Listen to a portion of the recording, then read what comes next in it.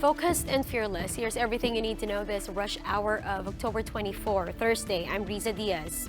Opening today's broadcast with limited rush of water supply among Metro Manila households. Concessionaires say this is just precaution until water level at Angat climbs back to normal. Marian Enriquez has the details. A karinderya owner in Caloocan has started cleaning water drums for the rotational water service interruptions starting Thursday. May mga drum kami naman dyan na kahit hindi sapat, dadagdagan na lang namin mamayang gabi. This water refilling station in Caloocan is preparing for the worst. They're ready to close shop once supply runs out. Dati, kung wala ang Caloocan, meron sa Valenzuela, maangkat pa kami sa Valenzuela ng purified. Kaya pagkat walang tubig, tigil na lang kami kasi kami naapektuhan eh.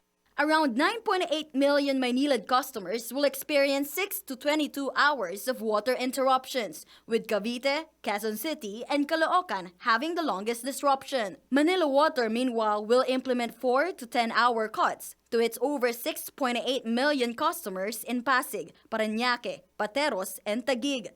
Lahat po sila makakaranas, paikutin po namin yung tubig para lahat ho ay magkakaroon ng pagkakataong mag-ipon ng sapat po on a daily basis.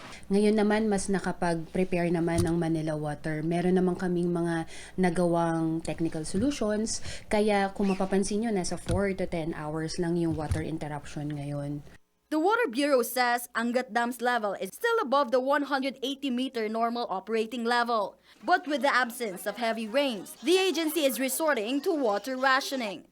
Baka wala tayong tubig sa summer kung hindi madagdagan yung Angat Dam. So parang yung measure is to lengthen the capacity of Angat. To access the full schedule of water interruptions, customers may visit Maynilad and Manila Water's websites and social media accounts. For News 5, Marian Enriquez. We are One News. No cloud seeding operations are being done yet, though, despite the receding water elevation at Angat Dam. Now, the National Water Resources Board told the Philippine Star that the cloud seeding activities in the watershed areas of Angat, Ipo, and La Mesa dams were suspended last July. However, there is no word yet if there's a plan to resume its operations given the current condition of the reservoirs. Now, from Filipino Star ngayon, 200 personnel from the NCRPO assigned at the New Bilibid prison were recalled after 16 of them were accused of smuggling contraband inside the facility. The accused police officers will be placed under floating status while investigations are ongoing. The other recalled cops have been sent back to the NCRPO headquarters. In need of additional cash for the holidays? Well, there's good news for our friends in Western Visayas. Minimum wage rates in the region are expected to increase before the end of the year, following the regional board's approval. Business World reports that the rates have been sent to the National Wages and Productivity Commission in Manila for approval. After that, the new wage order is seen to take effect by the end of the month or first week of November. President Duterte's checkup reveals he's all right, but the buzz now is that he was never really in pain to begin with and merely faked the condition after not being given a VIP treatment during the emperor's crowning.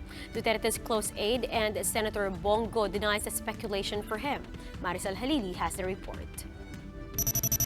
No nerve damage, just muscle spasms. This is the turnout of the president's checkup, according to Senator Bongo.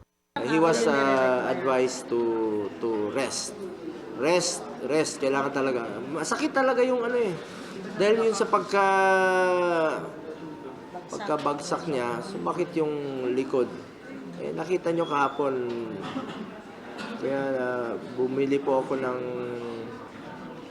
cane doon sa Japan. Duterte's Japan trip was cut short for a supposedly searing pain in his spinal pelvic area. Gol links the pain from that minor motorcycle spill that the president had in Malacanang last week. The president suffered minor bruises from the accident.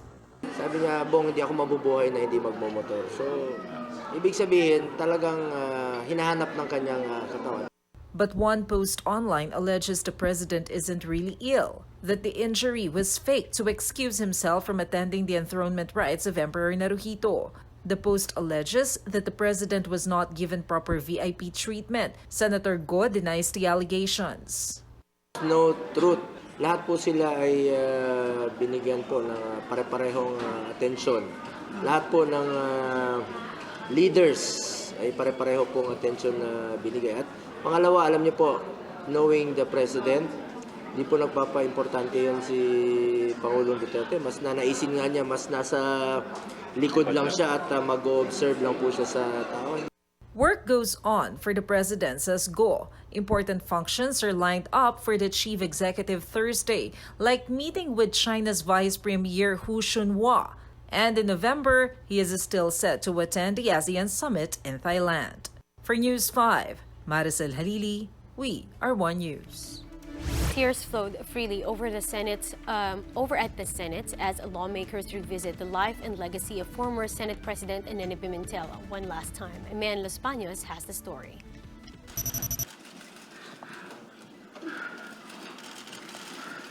It was an emotional moment for Senator Coco Pimentel as fellow lawmakers honored his father in a necrological service. We do not want this to happen, but it will happen, and it has happened. That is life. To cope and to console ourselves, we celebrate the life of our beloved departed. And he was not alone. Family, friends, and Senate staff were all in tears as they remembered Tatay Nene. His kindness extended to me. I felt like I had a father who was looking after me and guiding me. Serving 3 terms, Pimentel spent 17 years in the upper chamber. To his colleagues, he was a mentor. Nene was an informal mentor. He did not sit me down and tell me, these are the things that you should do. He showed me how to survive with your core values intact. Kanene, you told me to keep fighting. I promise you I will. Ngayon lang po nabuo sa isip ko. Matapos kong mapag-aralan ng iyong buhay. Pwede naman palang pumasok sa politika at mamaalam na marangal pa rin. Paalam po. But amid tears, there were happy memories. His contemporary former Senator Rene Sagisag even sang their favorite song. You are my sunshine, my only sunshine. You made me happy when skies were gray. You'll never know, dear, how much we loved you and always will. Please don't take our sunshine away. But it was not the only song heard within the Senate's halls. The song composed by his wife Bing was also played.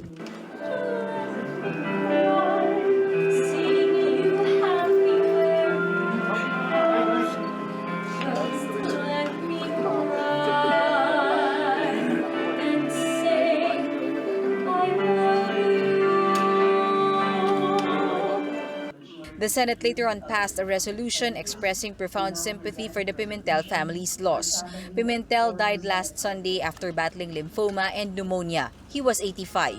His remains will be brought back to his hometown in Cagayan de Oro before his burial at the Heritage Park in Taguig on Saturday. Reporting for News 5, Mean Los Baños, we are One News. Now, after 3 tries, Diosdado Peralta has finally been appointed as the Chief Justice of the Supreme Court. Marlene Alcaide gives us more details about the life and career of the most powerful magistrate in the country. I'm not the top-notch yet. I'm not an honorary student. But I think I was able to compensate with the work that I've done. These were the words of then applicant for the Chief Magistrate post Associate Justice Diosdado Peralta. In his interview with the Judicial and Bar Council, Peralta admitted to a lackluster record as a student, but he says he's more than made up for it. Perhaps the 3rd time's the charm for Peralta. He applied for Chief Justice twice in the past, and on Wednesday, the President officially gave him the job. The Supreme Court has officially received a copy of the appointment papers of Diosdado M. Peralta as 26th Chief Justice of the Philippines. Among the bets gunning for the post, Peralta is the most senior. He's been with the Supreme Court for more than a decade now. The Luwag, Ilocos Norte native graduated from the University of Santo Tomas. He started as an assistant prosecutor in his hometown. In 1988, he was assigned to the prosecutor's office in Manila before becoming a regional trial court judge in Quezon City. In 2002, he was promoted to the Sandigan Bayan and later went on to be its presiding justice in 2008. A year after he joined the High Tribunal, its 102nd Associate Justice. Some of his key decisions include convicting former President Joseph Estrada of plunder when he was at the Sandigan Bayan. Peralta also voted to oust former Chief Justice Maria Lourdes Sereno and voted to keep Senator Laila de Lima in jail. But one of Peralta's more controversial rulings was allowing the burial of the late dictator Ferdinand Marcos at libingan ng mga bayani, a decision that Peralta defended during his interview. Do you think the Filipinos found closure?